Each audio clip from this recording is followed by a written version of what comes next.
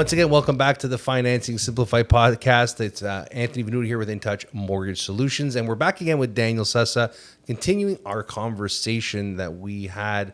And I think it's a lot of good conversations that are happening, especially amongst the younger generations. Once again, Daniel, introduce yourself. My name is Daniel Sessa. I am a part of Team Sessa Real Estate. Santo, that's my father. He's an agent, and my mom too, Sonia Sessa. You don't see her too often, but she's actually the longest member of our team. But She's behind the scenes, right? She's very far behind the scenes, yes. Awesome. And I know with your team, as I said, we were talking about in the previous episode, was the backing with the family.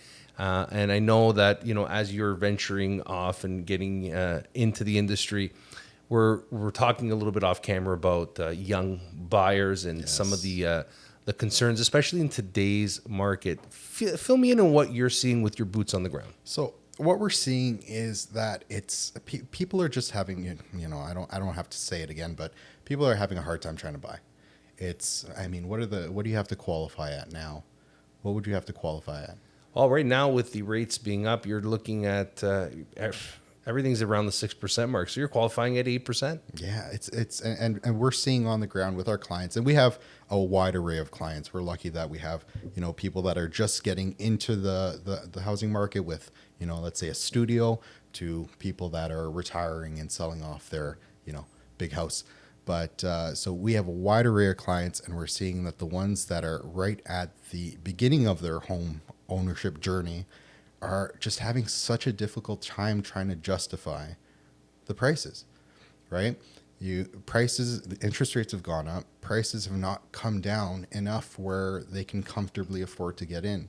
And, we mentioned this again off camera, but, they look at a rent. So if you have a 1-bedroom, 2-bedroom condo, let's say somewhere in Vaughan, right? You'll be looking at $2,500 to $3,000 a month. But then to own that same condo would cost you about $4,500, probably close to $5,000, depending on down payment you put. And we're finding that people are just having a hard time justifying owning property right now, or getting their first property right now, because the prices are just way too high. It's really sad to see that in Canada. It's not the Canada that I know and really understood, like in the sense of the real estate market, what the government, and it's only been, and I think, correct me if I'm wrong, I'm sure we'll hear it in the comment section, but if the government would have done more proactive steps, for sure. and I'm not trying to play party politics here. It doesn't matter what side of the aisle or stripes you represent. I think we all agree, just based on the sentiment that we're seeing, working with your clients as well, those entry level, like them shifting, saying, many years ago, our parents were able to start their journey off in a single family detached home. And, they had extended 40-year amortizations or zero down at that time. Obviously the industry changes, but the income required to purchase a home was maybe 3 to 4 times. Yeah. Now it's 10 to 14 times. And it's really sad. And the fact that the government's let this runaway train sort of happen, where we didn't really understand what was happening until it's too late. And now we're here. Many clients that we talk to, the frustration that we feel for them is that they probably may never own a home. And speaking of how this is actually happening, what's happening, there are still people that are buying. Obviously, I believe that if you don't have the support of the bank of mom and dad to some degree, we're talking once again off camera. You should be recording at all times. I really think that you just need to have a camera in the corner of the room, just constantly just recording conversations. But we were talking about the gifted down payment, and even so, I'll tell you from our end, like, it's massive. We're seeing huge down payments, huge amounts of monies that are early gifts or deferred inheritances that are coming to these first-time buyers. Tell me, what are you seeing on your end? 100%. The gifts have to be substantial. The gifts have to be substantial if you want to, if for most of the young people to afford their mortgages, right? Because the incomes are just not, your average income is just not high enough to support not even a $500,000 mortgage, right?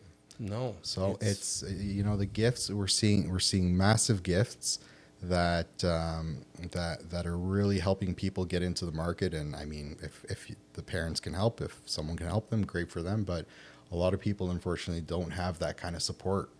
And it's unfortunate because, I mean, not even factoring in the cost of living, right, which has already gone up as well. It leaves a young generation very stuck. I think there's a lot of people that, even when I look at my group of people that I speak to on a daily basis, it's, the ones that are homeowners feel very lucky because they would not be able to buy their same home that they owned. They would not be able to buy that today. And I think a lot of them are very just, what's the word? They're just demoralized. Deflated. They just don't feel like, what's the point, right? You think about trying to save for a deposit, right? Was it like 20 something years now? Like something crazy like that. And most people would just rather, I'll just rent something and I will just go on vacations. I will just enjoy my life, because it's the thought of saving that substantial amount of money that you need to get, let's say, a 20% deposit. It's insane. Well, you bring up a couple of good points there. I'm extracting from that conversation. And when you think about what it costs to build a home, right? The fact that like 31% of the overall cost is directly to taxes. Obviously, the cost of the building, the material, the labor, all this other stuff, which is crazy. But we were talking about rents and the fact that now rents are so expensive that even Canadians that, that can't afford to buy a home, because there's more Canadians now that maybe said, hey, I was going to go buy a house, but I can't afford to buy a house. So now I have no choice. I need to rent. My parents are downsizing or right sizing, and we need to get out of this home. We need to make a move, whether it be the divorce, separation, marital issues. There's people that are entering the rental market. And on top of that is we have Canada, the federal government, with the mandate to bring in all these new to Canada individuals, which we need. But where are we going to put them? I know this sounds like a redundant conversation. Everybody's talking about this, but I think it's really important with someone if sitting in that seat right now who deals with real estate. What are we seeing happening right now with rentals? Are there multiple offers and bidding wars happening on rent? There are, and prices are so high, and just the amount of competition. Like, there was a time where first and last was enough. Now people are putting down 6 months. It's almost like you have to. If your credit's not perfect, if let's say your job history is not perfect, you got to put down 6 months. Some people are putting. We just did a deal where some person put down an entire year, right? And that's not rare. So what does that work out to? Well, I mean, in this particular case, it worked out to about $36,000, which I mean is a lot of money, but still not even close to what a deposit would have costed, right? No, that's as I said, it's hard to wrap your head around it. Like, as I said, for some people, like we look at it, and I know this conversation, as I said, we're looking at it from our group of friends who own homes, to like, let's say my brother's era, who maybe not everybody owns a home. Like it's all different, right? Who does, who doesn't. And it's almost like there's a bitterness. Yeah. I feel that there's like this, like, oh my God, like you own a home, I'll never own a home. Like that conversation is happening. But I always believe that it's important to set goals. I don't believe it's impossible. I believe there's a big battle. You're fighting a very challenging battle. It's an uphill battle. It's an uphill battle. When we're talking with a lot of our young individuals, and the beauty is that we have the social media avenues to talk about this. And I think just to take an opportunity for a young buyer to sit there and say, depending on your age demographic, and as someone, I don't have children just yet, but I have nieces and nephews. And the conversation now is very important around housing. And what will they eventually be able to afford? And I think parents nowadays are seeing that it's going to be a challenge, but they're putting it aside now. They're instilling these skill sets into their children at a younger age. So there might be the possibility that if they put this money together starting at 18 now with the first time home buyers savings account and start to build, even though, yeah, we can have a conversation that it's not absolutely the greatest, but couple that with other revenue streams, proper financial education, young parents that are having kids saying, look, if my kids want to ever own a home, how do we get them there? It's no different. It's a saving mentality. We were talking with Stefano, and by the way, you should introduce Stefano, our producer in the background, who chimes in, keeps us on track. Thank you very much. We were talking about it earlier is, we have to have that financial literacy. We have to have that, once you have a kid, how do you get them ready? And our generation, I don't know, like we didn't reward saving. It was an entire economy because interest rates were so low. You weren't getting good investment returns. What was that conversation like? Tell me. Well, even I can speak personally with my parents. The whole discussion around saving, for me personally, I feel like it came a lot later in my life. I don't think, like you said, saving wasn't necessarily rewarded, and so it came a lot later in my life. And I think about, if we're going back to the younger generation that's trying to figure out how to get into the market, it's you got to start young. You got to start saving young. And I mean, when it comes to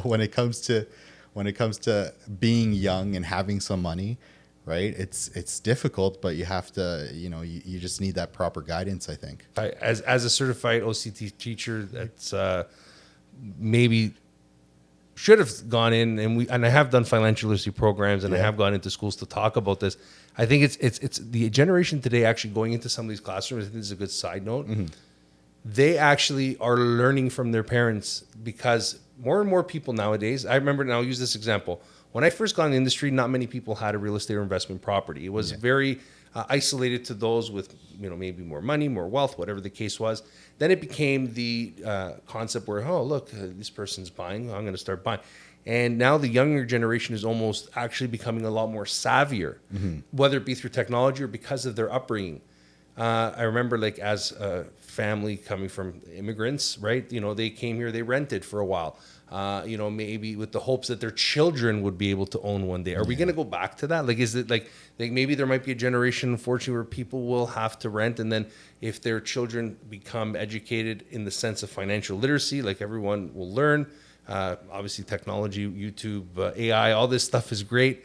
But they're actually re-emerging that concept. And I talk to a lot of people that they've been diligent savers. They become frugal. They've realized that in their 20s that they need to buy a house. In order to do that, I know I can't get the help from my parents, so I need to do this on my own. And we should bring on an investment banker. We'll probably do that. But to talk about compound interest, if you start young with a very small amount, how far you can actually get. If you play the cards properly. 100%. I think you nailed it on the head when you said that that younger people have to learn this from their parents or other people. So I think that our parents have seen the benefits and have struggled through, whatever their real estate history has been, and they know how difficult it is. And so they are the ones that instill that to us, not necessarily our education system, if you want to go into education system. Well, once again, if you like what you're hearing on our Financing Simplified podcast, we invite you to tune in every single Wednesday. A new episode will drop. Once again, Daniel, where can we find you? You can find us at Team Sessa. Just Google Team Sessa Real Estate, and our YouTube channel. All our socials should pop up there. Right, and you can follow us on YouTube at In Touch Mortgages, and follow me directly on Instagram at @A_Venuto. But once again, we're going to sign off here. We'll see you again next week. Thanks for clicking. Thanks for watching.